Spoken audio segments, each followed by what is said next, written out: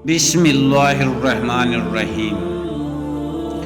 हज़रत यूनुस अलैहिस्सलाम और मछली का किस्सा।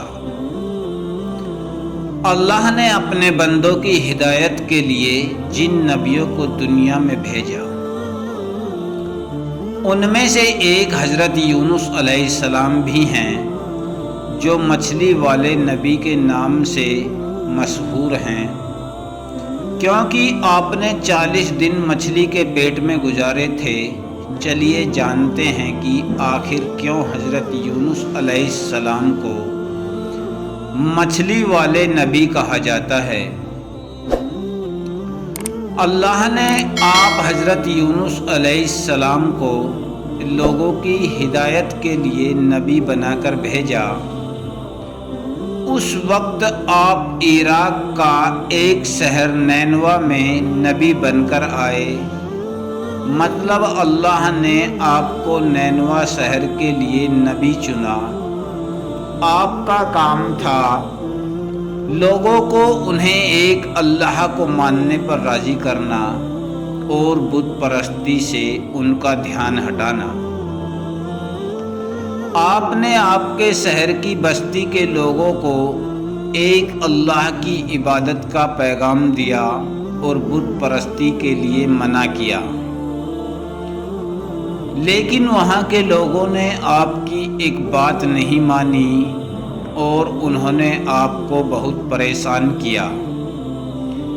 नतीजतन उन्होंने अपना शहर छोड़ने का फ़ैसला कर लिया और लोगों को बोला कि मैं यहाँ से जा रहा हूँ, लेकिन अगर तुमने बुत परस्ती को नहीं छोड़ा तो बहुत जल्द इस शहर पर अल्लाह का बहुत बड़ा अज़ाब आएगा। ये कहकर आप यानी हज़रत यूनुस अलैहिस्सलाम अपनी बस्ती से निकल गए और दूसरे देश जाने के लिए कश्ती पर सवार हो गए। लेकिन कश्ती कुछ देर बाद बीच नदी में पहुंची तो डूबने लगी। तो कश्ती चलाने वाला ने कश्ती में बैठे लोगों से फरमाया, जब कोई गुलाम अपने मालिक से भागकर हमारी कश्ती में आ बैठता है तो कश्ती डूब जाती है। चूँकि आप हज़रत यूनुस अलैहिस्सलाम भी अल्लाह को बताए बिना अपने शहर से भाग निकले थे, अल्लाह के मुताबिक आज भी कुछ ऐसा ही मालूम हो रहा है। मल्लाह ने लोगों से कहा, जो भी अपने मालिक से भागकर जा रहा है वह दरिया में कूद जाए ताकि दूसरे मुसाफिरों की जान बचाई जा सके। मल्लाह की बात सुनकर आपने फरमाया, अपने मालिक से भागा हुआ गुलाम मैं ही हूँ, इसलिए मुझे पानी में डाल दिया जाए। आपने कश्ती पर सवार सभी लोगों से वापस कहा कि मैं अल्लाह के हुक्म के बगैर ही कौम वालों के सितम से तंग आकर अपना वतन छोड़कर कहीं और जाने के लिए निकला हूँ। इतना कहते ही आप पानी में डाल दिए गए। पानी में जाते ही अल्लाह ने आपकी हिफाजत के लिए एक बड़ी मछली को भेजा, जो काफ़ी देर से कश्ती के किनारे चक्कर लगा रही थी। जैसे ही आप यानी हज़रत यूनुस अलैहिस्सलाम पानी में पहुँचे, उस मछली ने आपको निगल लिया। अल्लाह ने मछली से फरमाया, जिसको तूने निगला है वह तेरी रोजी नहीं है, बल्कि मैंने अपने नबी को तेरे पेट में उनकी हिफाजत के लिए पहुंचाया है। उन्हें कोई नुकसान नहीं पहुंचना चाहिए। चुनाचे आप 40 दिनों तक उस मछली के पेट में रहे। अल्लाह मछली का पेट इस तरह कांच की तरह साफ कर दिया था कि आप मछली के पेट में रहते हुए भी سمندر کے اندر کی ہر چیز دیکھتے اور اللہ کی تسبیح بیان فرماتے رہے۔ آپ مچھلی کے پیٹ میں رہتے ہوئے لا الہ الا انت سبحانک انی کنت من الظالمین پڑھتے رہے۔ اس تسبیح کی برکت سے اللہ کریم نے آپ کی ساری مشکل آسان فرما دی اور اس کی بدولت آپ کو 40 دنوں تک ہر وقت سکون ملتا رہا۔ پھر مچھلی کو اللہ کی راہ سے حکم آیا کہ جہاں سے تو نے حضرت یونس علیہ السلام کو نگلا تھا انہیں وہیں جا کر اپنے منہ سے انہیں نکال دے۔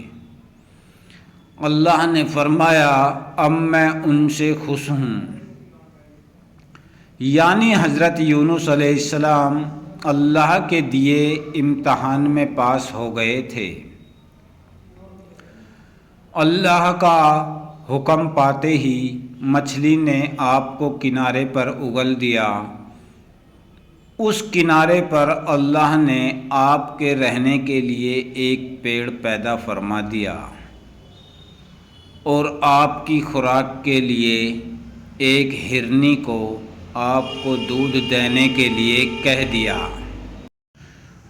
کچھ دنوں بعد آپ اپنی بستی کی طرف پھر لوٹے۔ تب وہاں پر آپ کو ایک گوالا ملا۔ آپ نے اس گوالے سے فرمایا کہ یہاں پر کوئی عذاب آیا تھا کیا؟ اس گوالے نے آپ سے فرمایا کہ یونس نام کے ایک شخص نے کافی دنوں پہلے ایک بات کہی تھی کہ اگر بت پرستی یہاں کے لوگوں نے نہیں چھوڑی تو اس شہر پر اللہ کا بہت بڑا عذاب نازل ہوگا۔ آپ نے اس گوالے سے فرمایا کہ کیا ایسا ہوا تھا؟ گوالے نے کہا کہ جب وہ شخص یعنی حضرت یونس علیہ السلام جب بستی سے رات کو نکلے تو اگلے دن پورے شہر میں بادل چھا گئے اور چاروں طرف دھواں ہی دھواں ہو گیا تھا۔ ایسا لگ رہا تھا جیسے عذاب آنے والا ہے۔ اس وقت ہمیں لگا کہ یونس کی بات بالکل صحیح تھی۔ تب سارے شہر کے کافی لوگ اپنا سارا سامان اور اپنے پریوار کو لے کر شہر چھوڑ رہے تھے اور اللہ سے دعا کر رہے تھے کہ اللہ انہیں معاف کر دے۔